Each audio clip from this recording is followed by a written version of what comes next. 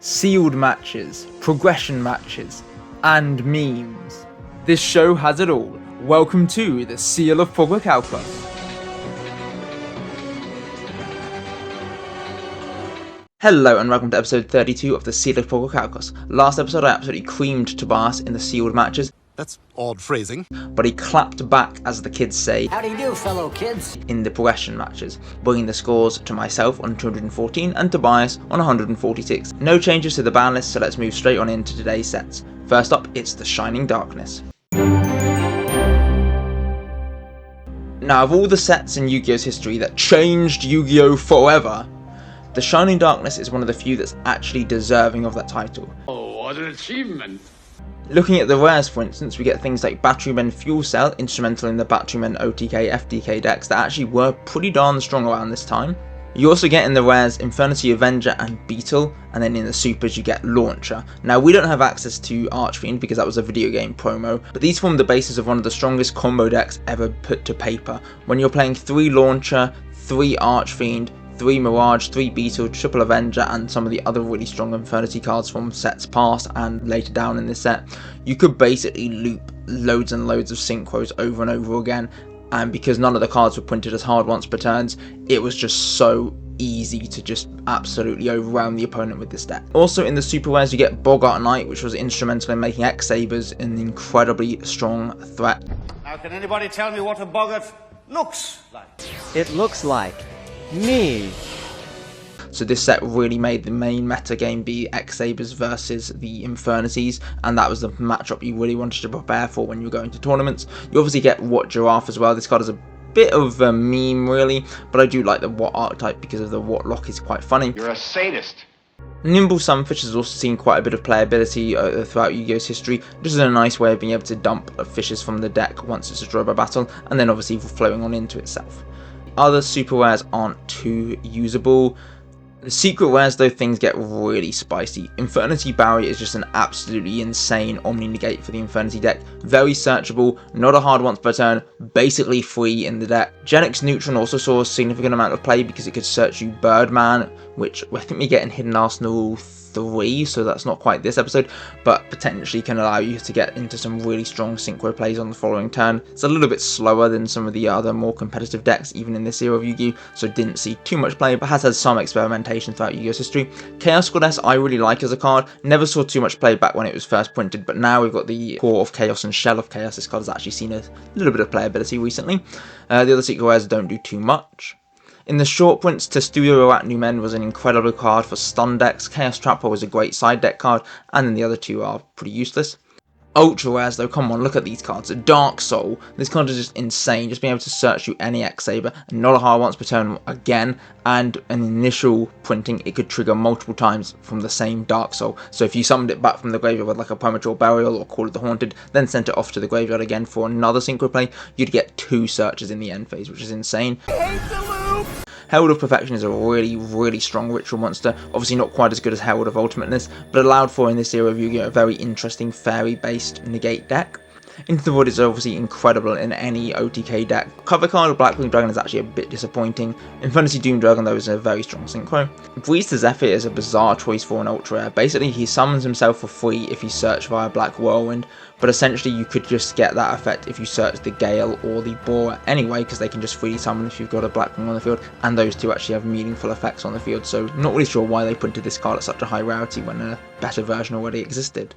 We're just trying to make some money. The commons are also really strong in this set. Genix Undyne being instrumental in basically a lot of water-based decks for most of Yu-Gi-Oh's history, just as long as you played that one Garnet in Genix controller, allowing you to dump any water monster from your deck to the graveyard, just could set up for some nutty things. Sandman was very good in Rock Stun. Ronin Toad obviously an absolute menace. Frog FDK, Paleo Frog, Sprite. This card has seen so much play across Yu-Gi-Oh's history and is rightfully banned. Spore, of course, being playable in every single plant synchro list, and then also very playable in Dragon Rulers, just being able to freely get itself back on the field as a tuner to enable some very big synchro plays. Palamoro and Pashor are also very good cards in the X-Saber deck. So yeah, a load of really good cards here. Alright, so looking at our pulls, we did get a couple of interesting super rares in the Light Gaze and Bird of Roses, but they're not too usable, unfortunately. We did get enough Chaos Trap Hole, that's really good for side decking. Oh, Crevice is also really good as a side deck card. This is like a DD Crow, but it's a trap, but it does get rid of 2 resources as opposed to just the 1. Use every crevice you can, don't be afraid. We got 1 Undyne, really? Couldn't we have got the other ratio where we got 8 Undyne and 1 Controller? That would have been so much better. We got enough Ronin Totem, that's insane. 3 Spore, awesome. 2 Testudo at New Men, that's kind of interesting if we ever wanted to play Stun. And then we got 3 Pashol, 1 Palamoro, 1 Boggart Knight, and 1 Dark Soul. It's not ideal because you'd like to be playing 2 or 3 of each of these 2 cards, but the fact that we got 1 of both, I mean, could we cook up something with the X-Sabers? Anyway, enough ruminating, let's head on over to Dueling Book. Alright, so looking at our sealed deck, it's another one of those sets where basically these cards are all filler, so I'm going to have to go through the card by card because nobody knows what these cards do. Wake me when it's over. Starting off, we've got 2 Core Destroyer. If he battles a light monster, he destroys it. It could come up.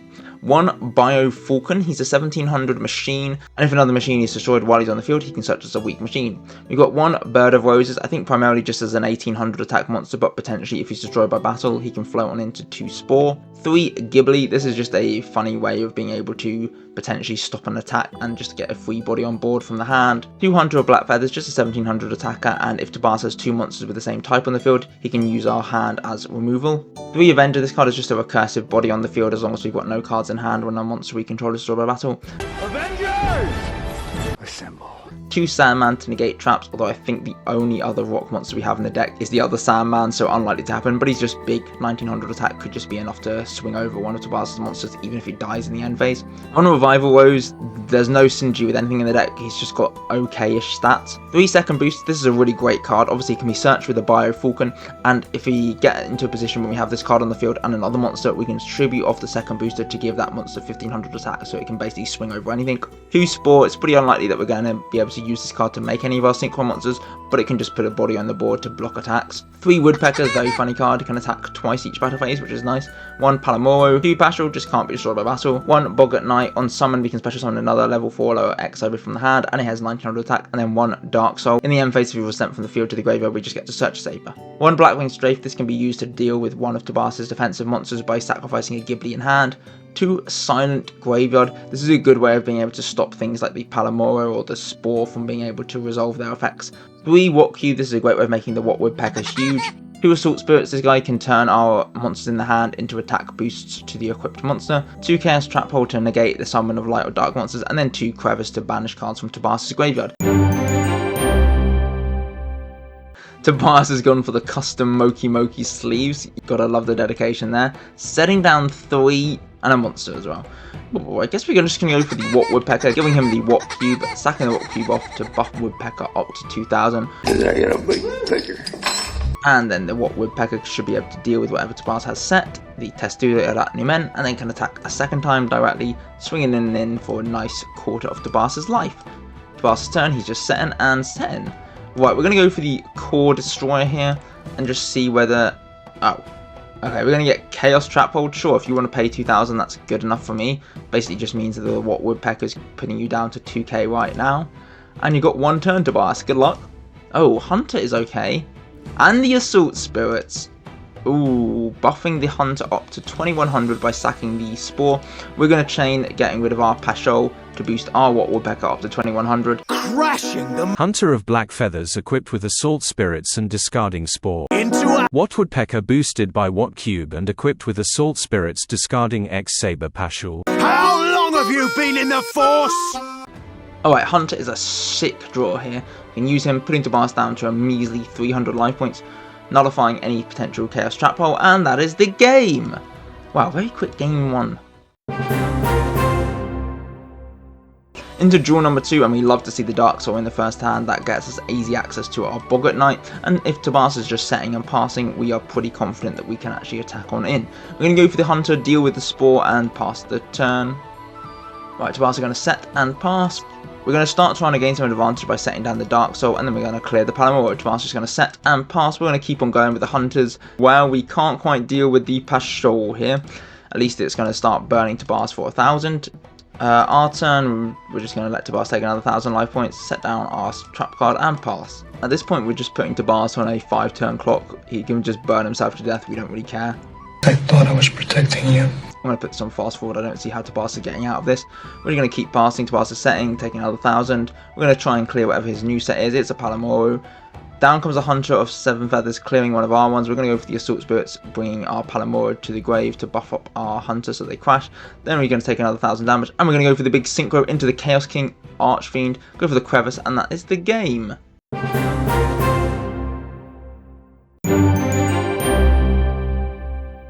Alright, Hidden Arsenal 2 introduced a lot of archetypes to the game, and pretty much all of them are terrible. It's trash. We get the introduction of the Fabled, the Genex, the Durak, and the Naturia, and then expansions to the Alley of Justice, Ice Barrier, and the Mist Valleys, and the Worms. And looking at the set list here, I mean, there are 60 cards in the set, and maybe 3 or 4 of them have any degree of relevance. From the Secret Wares, the 2 main standout cards are of course the Apex Avian and Naturia Beast, 2 cards that have stood the test of time and been very playable in a lot of different builds throughout Yu-Gi-Oh's history, Naturia Beast just being great in any Earth deck that can Synchro Summon, and Apex Avian seeing a lot of play in Pendulums as a really good negate. In the Super Wares, Mist Valley Falcon saw a bit of play in a janky Divine Wind Mist Valley deck, and of course Vayne has seen some latter day play thanks to Naturia Camellia. Everything else in the set doesn't really matter, and bearing in mind we're only opening 15 packs of it, and there are 20 Secret Wares, it's going to be pretty darn difficult to even pull the 2 cards that we'd actually want from the set. Pairing with our 15 packs of Hidden Arsenal 2, we're also going to be opening 7 packs of Duelist Pack Yusei number 2. Now this set does reprint some cards that we are sorely lacking in quantities of, specifically the 1-for-1 where we only managed to pull the 1 in its core set, so it would be really good to buff out our collection before it gets limited. Alright, so Hidden Arsenal 2, we managed to pick up a Duelist, some Fabled cards that don't really matter too much. We did get the Nat Beast, that is really strong, and 1 Apex Avian. That's probably all you need. I mean, you only really played 1 of it in the Pendulum pile anyway. We did get some Veins, which are good, and yeah, none of the other cards matter too much. So yeah, we managed to pull pretty much everything we could have wanted in the set. So yeah, pretty happy with that. We did pull 2 more copies of 1-for-1. That's all I ever wanted.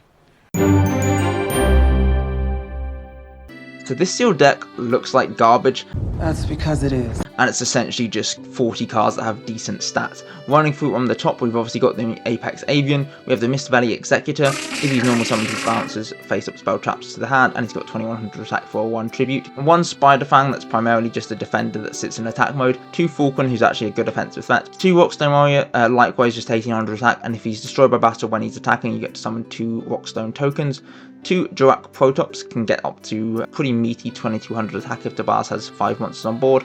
1 Velo, if he's destroyed by battle and sent to the graveyard, we can summon the Protops from the deck. 2 Hypersynchron. I'm hyper! Officially hyper! 2 Road Synchron similarly gets us into the Road Warrior. 1 Pilgrim, who's just an obnoxious Celtic guard at home. 3 Genex Turbine, just an 1800. 1 Reverse Break, this guy is a whack way of being able to deal with defense mode monsters. 3 Beetle, who can be a defender or an attacker depending on how often we activate spells. 2 Zero Gardener to protect our life points. 3 Monoloth could enable us to get into the Giganoto. 1 Cosmo Beat, just a free special summon. 1 Level Eater, free once it's in the graveyard, and then 3 Vayne, which we can pull out the deck using the 1-for-1 to negate spell traps. Prevention Stars, the funny equip, and Scrubbed Raid allows us to turn our on-field useless things into attack negation. Miracle Locust is a battle trick. Slip Summon allows us to special summon a monster from the hand, and Spirit Force negates battle damage. Right, let's head on into the replay. Looking at our opening hand, we've got some options here. I mean, I like the fact that we've got the Rockstone Warrior, but I would prefer to see a slightly bigger attacker. Tobias is going to summon the Spider Fang. That card is pretty huge, but not when we have our veiny boy. And I just threw up in my mouth a little bit. So our big Vayne is going to merge with the Rockstone Warrior, sinking them off for the Naturia Beast. Oh my gosh, this card is absolutely insane. Now, let him have it, beast. Big enough to punch over the Spider Fang and spell negation when we want. Let's see if you can beat this, Tobias. Tobias are going to summon the Velo and pass the turn. We're going to go down for our Turbine, buffing himself up to 1800. And then running over the Velo, which will search Tobias out from the deck. a Monoloth, Now, let him have it, beast. which the beast will clear. Right, Tabas just going to set a monster and pass the turn. It feels like we've already got control of this game. We're going to go for the reverse break, just deal with whatever Tabas has set. We don't even care what its effect is. Now, let him have it, beast. And the turbine will strike on in for a nice 4,000 damage. And that is the game! Well, turns out Nat Beast is a pretty good card. Who'd have thunk it? Well, this is a really strong hand. With the 1-for-1 and the turbine, we can make Nat Beast on turn 1. Alright, let's see what Tabas is doing. He's just passing. Okay, well, we're going to go for the 1-for-1 and the turbine, discarding the Monoloth, bringing out the Vein, and then sinking them off for the Beast. It worked so well last time. Now, let him have it, beast. We might as well play him again. 2200 to the dome, and Tobias has pretty much no answer to this. Oh, apart from the Max Warrior. You've changed your tune. This guy does go up to 2200, and so they are going to crash. Crashing the Max Warrior. into a... Naturia Beast. How long have you been in the Force? Right, we're just going to set down our level eater, get him in the graveyard at least as a way of potentially recurring a body on board for the Apex Avian, and we're going to pass. Tobias is going to go for the Fabled Galabas. On his normal summon, we're going to special summon out our Cosmobeat, and then Tobias is going to use Galabas to pop the Cosmobeat. I didn't really think that through, did I? No. No, you did not. The thing I just saw that Tobias normal summoned a monster and did not bother reading its effect. We're going to lose their level eater too. Beetle is an okay defender here. Hopefully he's big enough that Tobias's monsters can't deal with it. Yep, if Tobias is just sticking on the Galabas, then the Beetle will survive. Our turn, okay, the Falcon is great here. We're going to go for battle, bouncing the Beetle back to hand and using Falcon to punch on... It's a miracle. To not punch an over, because the Miracle Locust is coming out, and that's our Falcon dead, and yeah, we are probably out of the game now. Okay, maybe not if Tobias still can't summon any other monsters. Galabas is not really too big a deal. We're going to go for the Velo here, just a good way of being able to float on in if he is destroyed, and punch over the Galabas. Down comes the Cosmobeat, and Tobias' turn.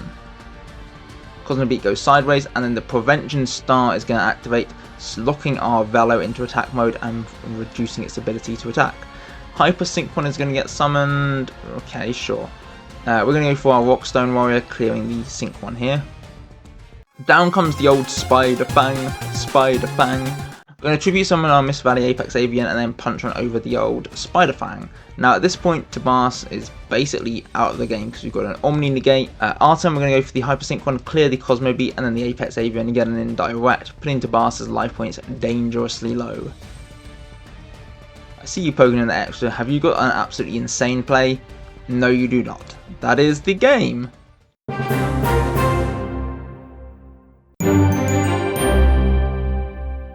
For our first progression deck, we are bringing the Spaceships.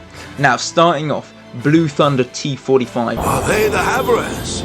is a 1700 attacker that, if he kills a monster by battle, can summon us a Thunder option token with 1500 attack and defense. We are playing the Card Trooper, double Cyber Dragon, triple Falchion Beta. If he destroys a monster by battle, we can either send a Light Machine monster with 1200 less attack from our deck to the graveyard, or special summon a Light Machine monster with 1200 less attack from our graveyard to the field. Now, our two main targets for this are the Jade Knight. While it's in attack mode, machine monsters we control with 1200 less attack can't be destroyed by trap cards, and when he's destroyed by battle and card effect, we can add a level 4 Light Machine from deck to hand. And then of course the old Lord British Space Fighter. If he destroys a monster by battle, we can either make him attack the second time in a row, or put one set card on the field, or even special summon a multi-token. So the old game plan is to get the old Lord British Space Fighter in the graveyard with the old Falcon and B, revive him back, summon him down, and core blimey apples and pears, opponents in the graveyard. To supplement this terrible spaceship engine, we are playing good machines in 3 green gadget, 3 red and 3 yellow gadget, and then the classic Time Eater because he was so funny last time. For the spells, we've got Book, Graceful, Double Limiter Removal, 1 MST, Pot, the Premature Burial, Upstart Goblin, Call of the Haunted, Compulse, Mental Prison, Triple Rivalry, and Triple Solemn Judgment. The opening hand does contain the old British Space Fighter, and I don't think we've got too well what we're going to do. We're just going to normal summon the old... Well, that's quite enough of that. Right, we're just going to normal summon the Card Trooper, milling out our 3 cards here, buffing himself up to 1900 until the end of the turn. Tobias is going to go for the ALO, Let's Go, Level Limit, and the buggy. Right, we are going to lose the card trooper here, getting a free draw. We are a little worried though because we have no real spell trap removal in this deck. I lied. And then summon down our green gadget, pulling out from our deck the red gadget. Level limit's going to get fired. Down comes the Spined Gilman. This is a good chance to actually go for our rivalry here. And Tobias is going to be forced to pick the buggy over the Gilman. We're going to lose the old green gadget here. At least our deck is able to accrue advantage quite well with the gadget. And we're not losing too many life points here. Yellow gadget will fetch the green and we're just going to pass. Tobias is going to swap the buggy out for the Hydrogeddon, even though rivalry would prevent that from happening. But whatever, we just don't understand how this card works apparently. Hydrogeddon is going to Hydro get on this yellow gadget, pop him, and then the second Hydrogeddon will get on indirectly. Graceful is huge here. Hopefully we can find something that can deal with Tobias's watery force fields. Doesn't look like it so far. Pot of Greed, and we are still absolutely boned here, right? The red gadget is going to grab the yellow gadget, and we're just going to end by discarding the Lord British Space Fighter. Poor blimey, I don't think I can see a way out of this one, Governor. What's wrong with his voice? We're going to lose the red gadget to the Hydrogeddon, and the third one will get summoned from the deck, and we're going to take a big 3600 direct here. Yeah, that is the game. Wow, okay, we're going to need to side in some spell trap removal, it would seem. Okay, well, we've also sided in the Power Bond. We want to live the dream, and our hand this time looks markedly different. Absolutely no monsters. So let's see if the Graceful can fix that. We're going to discard the old Lord British and the Power Bond, and then set down 2 back row, 3 back row, and pass the turn. Tobias's turn, and the pot is going to get fired off. So likewise, Tobias is going to echo 3 sets, the ALO, and the Hydro get on. We're going to take the 1800 item. We're going to try and activate the old Solidarity, and then fire down.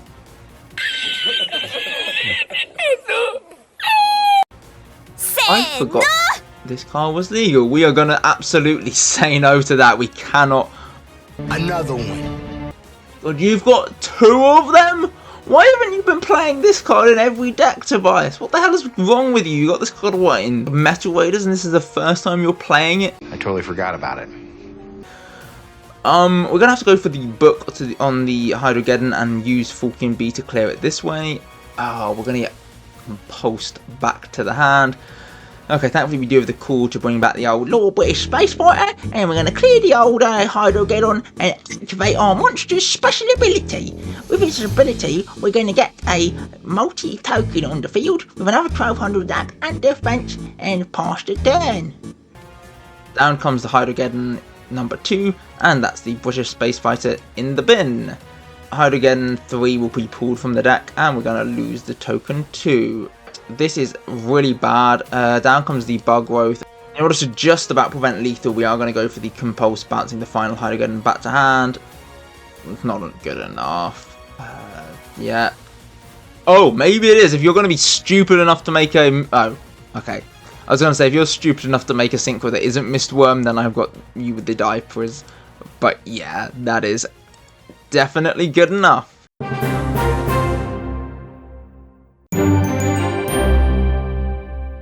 The machines failed us, so I thought, why don't we play Blackwing? You all know what these cards do. Let's get straight on into the replay. Opening up with the Black Whirlwind and the Shore and the Colute is just an absolute blessing. Oh, we could have put the Advantage Train going, but I guess we want to be a little bit careful to see what Tobias is playing. Well, we have no idea because he's just going to set everything. We're going to go for the Blind MST here, hitting the Cool, probably the weakest choice. Because now we have no way of knowing whether our normal summons will stick. Going to go for the Black Whirlwind to try and summon down the Sirocco, pulling from the deck the old Boar with the Spear, special summon the Boar, and then head on into combat. Oh, interesting. Got its Light Swan.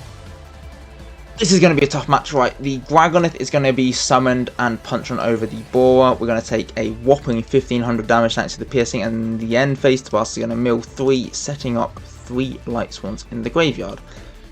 And Dragonith is just absolutely huge here. We are going to go for the old Shura, grabbing Colute, and then go for battle. And Hello, my baby. Hello, my honey. Hello, my ragtime gal. 1 Colute down, and the Dragonith is out, and then the Sirocco can punch in for another 2k. Don't we have triggered Shura here to summon a monster from our deck? We are then going to go for the DD Crow preemptively on the Dragon, just to make sure that there are only 3 light swans in Tabas's graveyard, in case we're going to get Judgment Dragon next turn. We're also going to normal summon the Lumina, pitching the Premature Burial to pull back the Jane. We're going to go for the Rivalry here, locking Tabas down to 1 type of monster. He's going to lock himself into the Lumina for some reason, and then go for the Glorious Illusion. I have no idea why you're wasting cards. Oh! To make the Genis. Ooh, scary! That seems bad.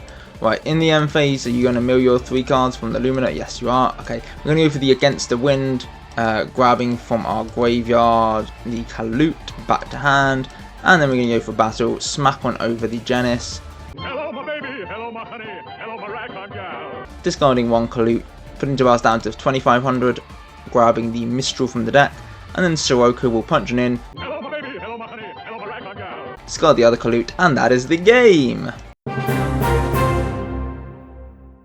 Right, Tabas is going to go for the 4 back row and pass. 4 Back row. Jeremy. 4? That's insane. We're playing Light Swan, why do you have so much in the back? Right, we're going to go for the Shore here, punching in for a nice 1800 direct. In the main phase 2, we can set down double Icarus and the MST. Tabas' turn, and MST is going to get fired off. We're going to fire our MST, we're just going to fire the MST. We're going to fire the Icarus attack, tributing for the remaining 2. Tabas is going to fire the Scapegoat. This is like chain 6. It was 5. I do not know why you didn't do those cards in my end phase, because then I wouldn't have actually been able to respond. Regardless, Tabas has got 4 tokens and it's passing. We're going to go for the Sirocco. What an absolute legend of a top deck that is. Freely special summon out the Gale and then clear 2 tokens. Tabas just setting and passing. We love to see it. We're going to punch over both remaining tokens and set down our Call. In Tabas's end phase, we're going to fire off our second Icarus attack, popping our Gale to pop Tabas's back row, but the Compulse will get fired off, returning the Sirocco to the hand. Well, we have really got into a pretty simplified game state here. Where the hell are your monsters, Tabas? Right, we're going to go for the pot, set down the Mistral. That's all we can really do at this stage. Tabas is going to set. Our turn, we're going to tribute off the Mistral for the Sirocco and then head to battle. It is the old Arcus that's putting 1 Light Swan into Tabas's graveyard. Where are all your others? Also, why are you playing Gozen match when I'm only playing Dark monsters? Shouldn't you have sided that out? Premature is going to get fired off, bringing back the Arcus. No, he's not, because we're going to go for the DD Crow, get that out of here. And Tabas is just left setting and hopefully regretting. Why to make that a thing people say? We're going to go for our call here, bringing back the Shore, head to battle, see whether the Shore can punch one over what Tabas has got set. The Sunny Pixie as I live and breathe. Right, Sirocco will hit on in directly, and then with the Shore we're going to grab the Kalute from the deck, punching on in for another nice 1400 here. Whilst just setting and passing. Oh, this deck is so good. Right. Genis, we don't care. We're going to discard 1 Kalute, and that is the game. Right, next episode we're only going to be opening 1 set, and that set is the Raw Yellow Mega Pack. Should be another great opportunity to buff out our GX era decks and really take them to the next level. Anyway, thank you very much for watching, and do please subscribe to stay up to date with more episodes of the Seal of Progrichalcos. Goodbye.